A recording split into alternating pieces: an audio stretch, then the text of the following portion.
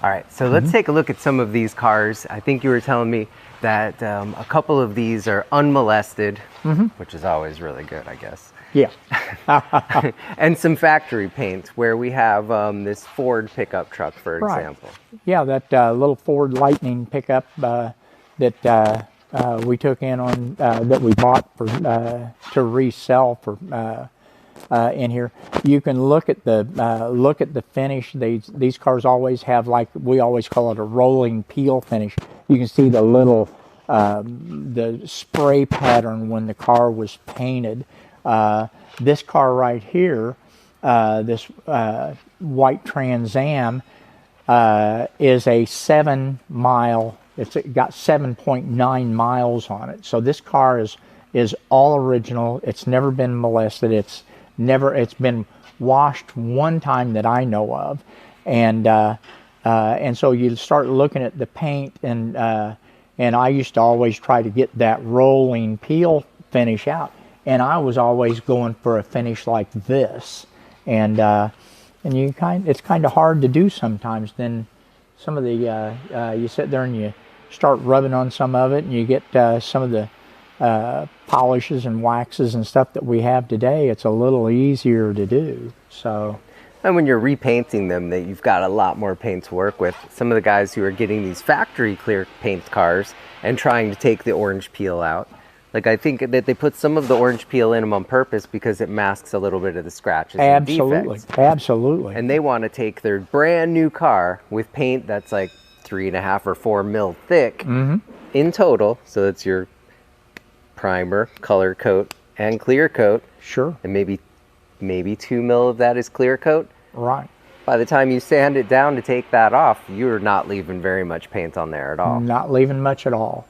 That yeah, that whole rolling peel thing, that is we've painted, like this car here has a show quality clear on it, and because it's this was a Duntoff award-winning car, it's not going to be a driven type car. It's more of a concours correct type show car.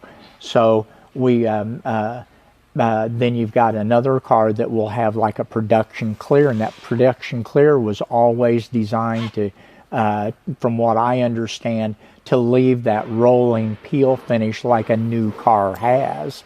And the collision center I know next door takes and uses that production type clear, and there is a big difference. This has very little UV protection, and that's got a whole lot. So this will probably never hold up quite as good as that, I think.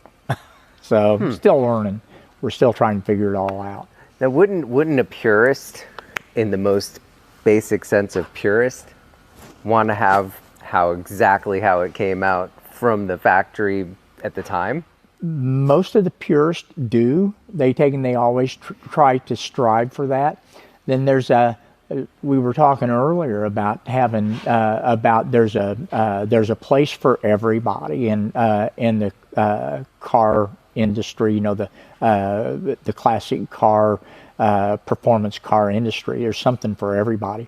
So you'll get a purist guy that wants it exactly like it was when it was new. Then you'll get somebody, well, I want it a little bit nicer.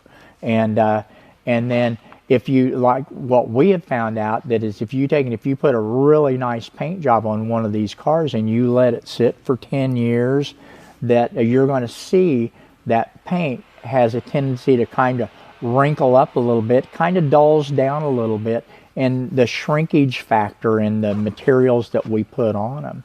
And so we always try to strive for a little over-restored finish, because it's going to get worse as it goes.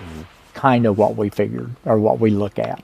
And the shrinkage isn't just about us being cold. Yeah, there you go. There you go. Yeah.